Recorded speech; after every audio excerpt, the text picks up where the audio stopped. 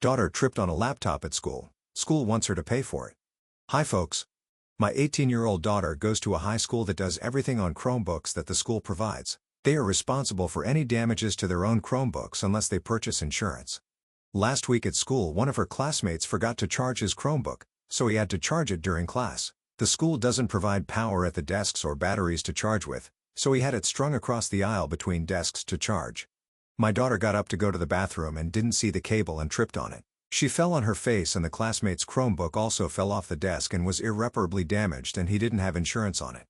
Her school is telling her that she has to pay for the Chromebook or else she won't be able to go to prom or graduate. It seems completely unreasonable that we should have to pay because her classmate created a tripping hazard and that the school allowed that to happen by not providing a safe way for students to charge their Chromebooks. We aren't looking for any compensation for our falling, but we don't want to have to pay for the laptop. We can afford to pay for it, but it's the principle of the thing. Is there a way to get them to back off on this? They won't return my calls about this and are adamant, when she goes to the office, that she has to pay for it. Holding her prom and graduation over her head also feels like extortion. Edit. Well, I'm really proud of her right now. She escalated this by herself with no input from me. She's been trying to work with the tech staff since the incident and go through the proper channels. She realized that wasn't going to be effective and she went to see the principal today right when I was posting this. He waived the damage charges and said it wasn't her fault. Written up at work for my daughter's victim statement and police report.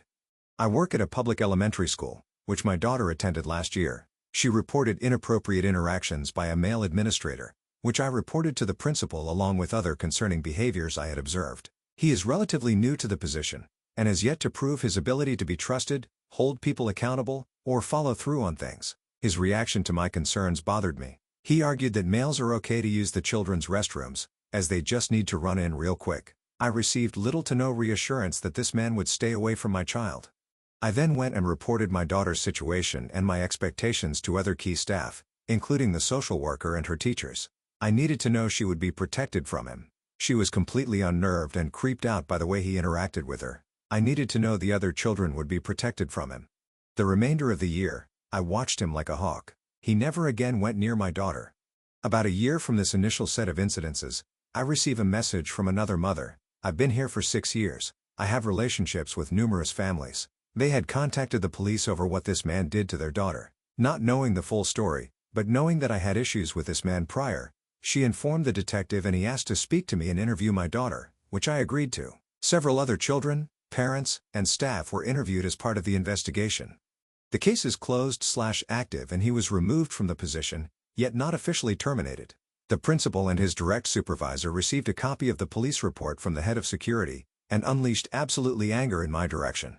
I've been asked to debrief numerous times, where I get cornered alone and am told it's my fault for talking to the police, and dramatic emphasis on the word allegedly indicated my child lied. I joined the union and got a rep so I no longer have to have closed-door meetings without a witness on my side to hear this crazy shit.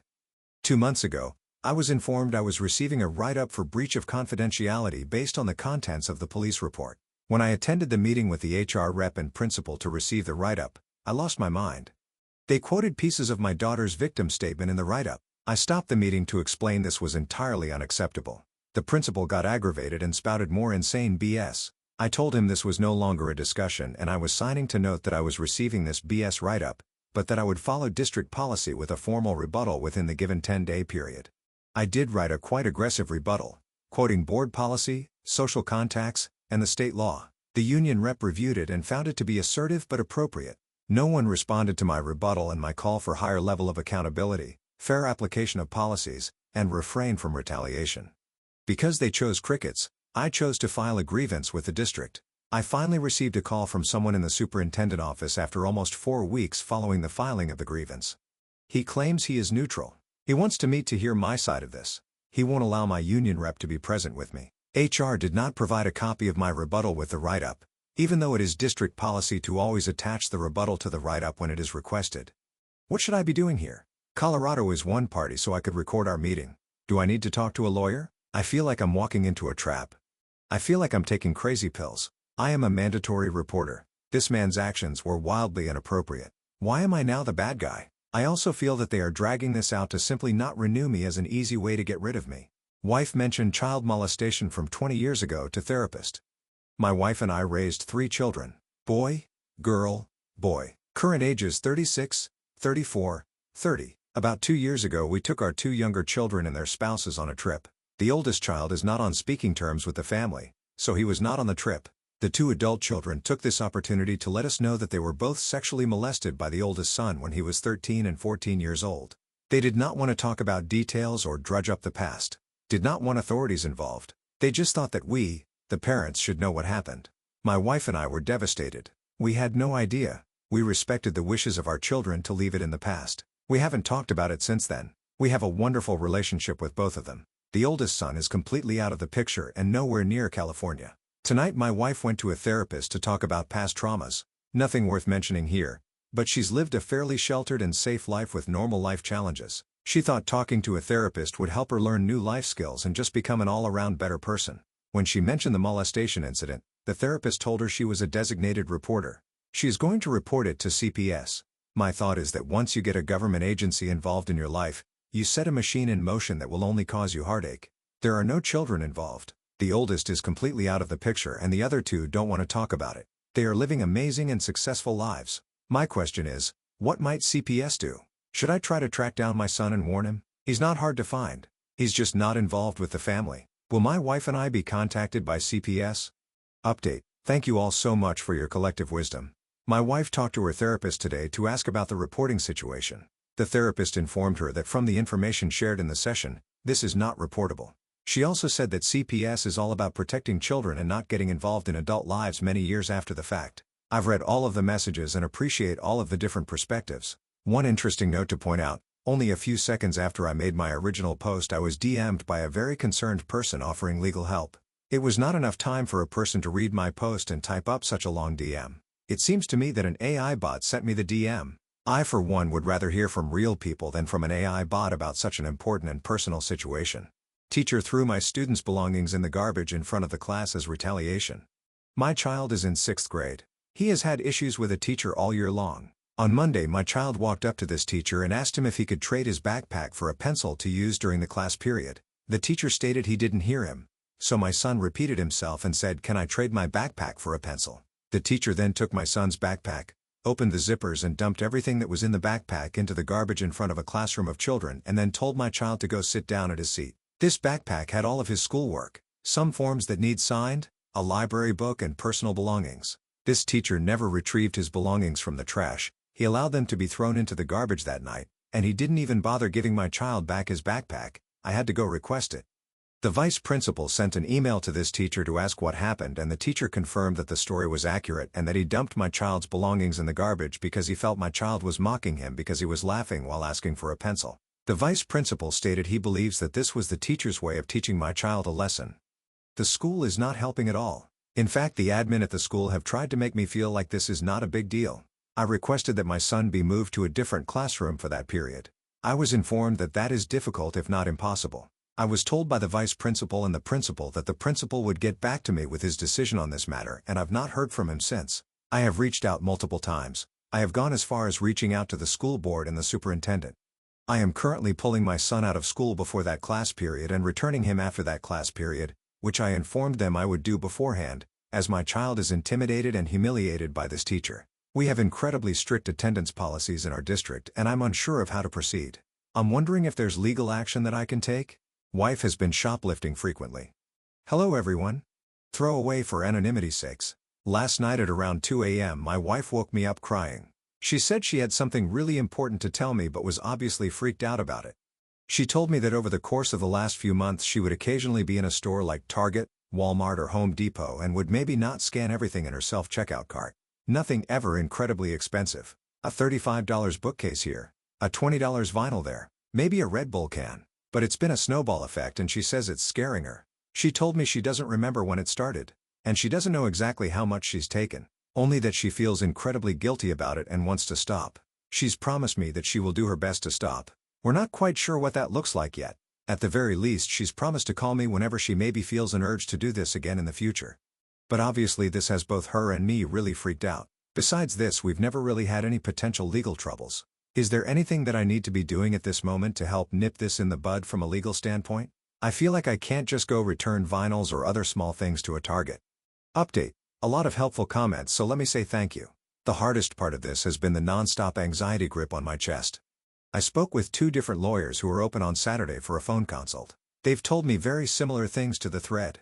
Make sure she stops immediately. Get her into therapy. Both of which I will be doing. This has been a really difficult 12-ish hours, and I'm just hoping that the worst part of this is whatever is in my head. 16 years old daughter assaulted at the park. My daughter was assaulted at my neighborhood park. The whole story. At school she was told by a boy, "For this he will be Z," that he was going to slap her. Then he said he was going to have his homegirls jump her at the bus ramp. She told the dean and we decided to pick her up from school. When she got home a friend contacted her and asked her to come to the park. She has some tea to spill. My daughter went to the park, sat for 10 minutes then let her friend know she was there. The friend came out. Then a few minutes later a girl from school, Z, and 2 males come out and approach my daughter and friend. My daughter and friend are sitting on a park bench. Words are exchanged between the approaching crowd and my daughter. One of the males pulls out his phone and begins recording. The girl from school, the aggressor for this will be A, walks up and punches my daughter in the nose, breaking it. Blood everywhere. The others crowd around so she can't leave. A grabs her by the hair and repeatedly punches in the face then throws her to the ground, slamming her head on the concrete below the bench over and over, then begins kicking her. She was able to grab A's hair and free herself from the situation and run home. My daughter comes screaming, covered in blood. The friend arrives with her and begins explaining that she was tripped and wasn't able to help. We made a report of the incident with the police. It's now come out that the friend knew this was going to happen and set my daughter up to go to the park and be attacked. I have not been able to get a copy of the video. I just don't know where to go from here.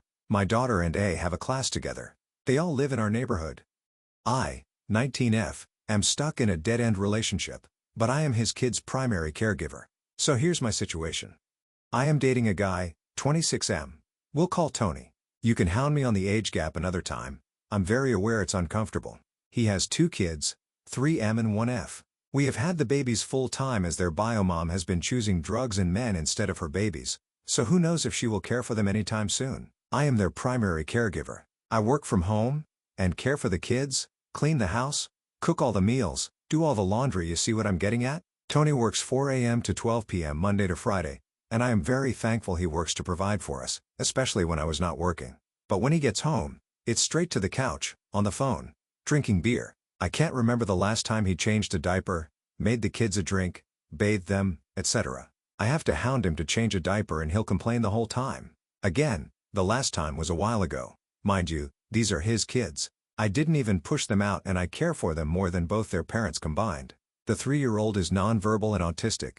The poor baby was a wreck when I first met him. Didn't listen to a word, had the worst meltdowns, ran away from dad at pickups, etc. Now, a few months with me and he can follow directions, use the potty, express wants, drink, hugs, outside, and is much happier and full of love. Tony used to be straight abusive to 3MLO. Being autistic, and with the way his behavior was, he was so hard to deal with, and Tony would smack him, throw him on the bed, grab his neck and cover his mouth, just so many awful things, which he thankfully doesn't do anymore. For some reason he needed convincing that child abuse isn't okay. But it wasn't like they could just go back to mom's.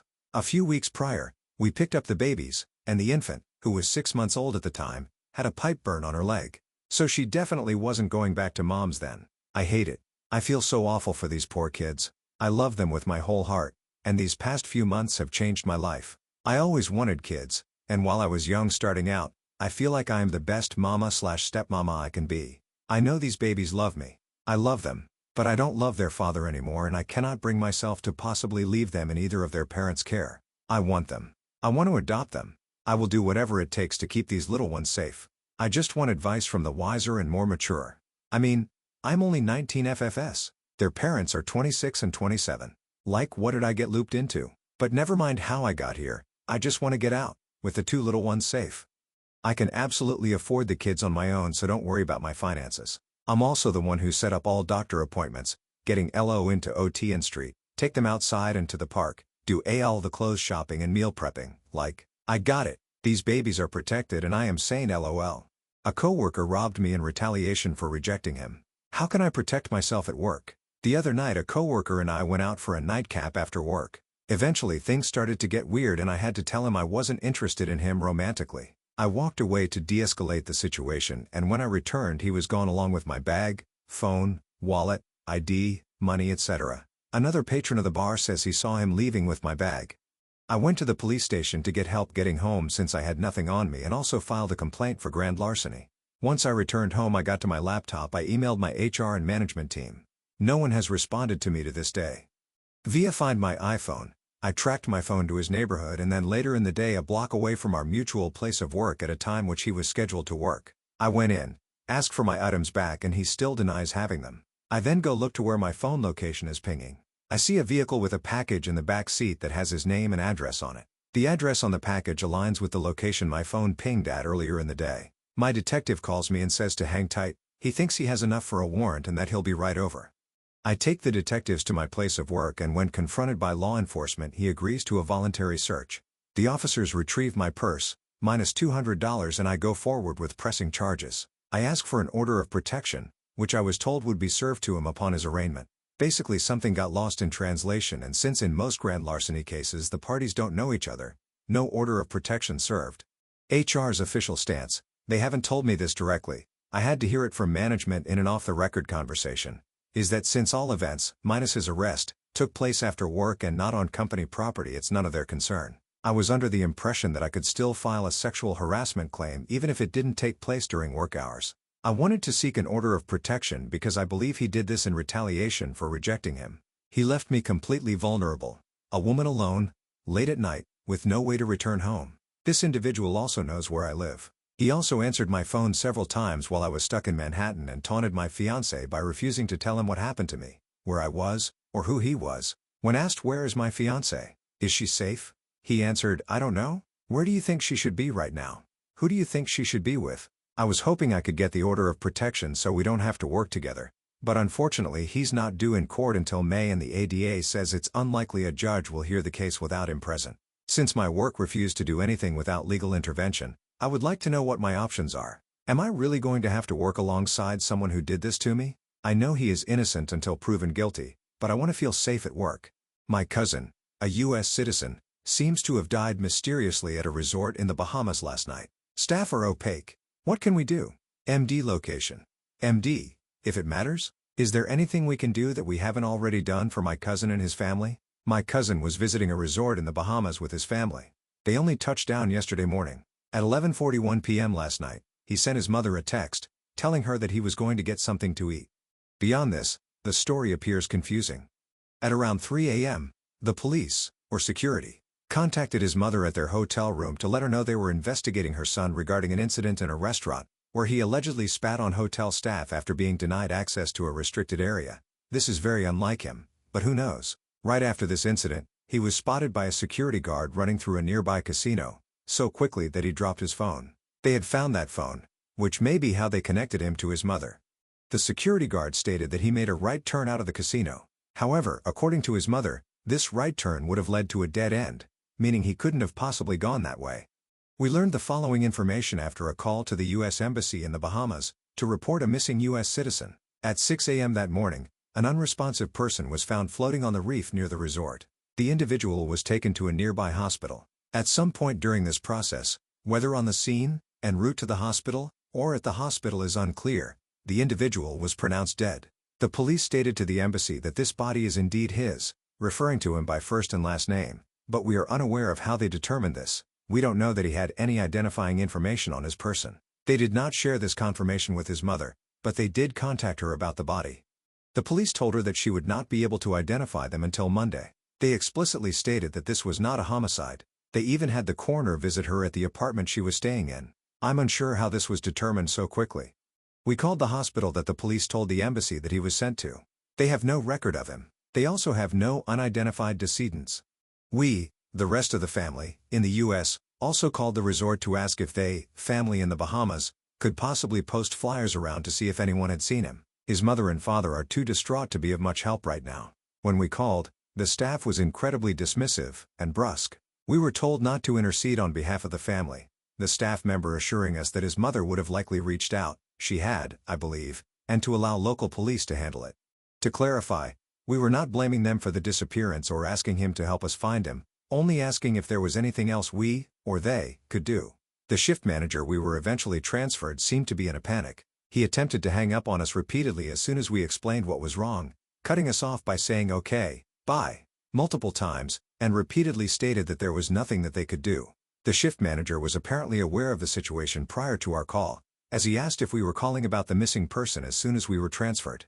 Is there anyone else I should be contacting? I'm confused and worried.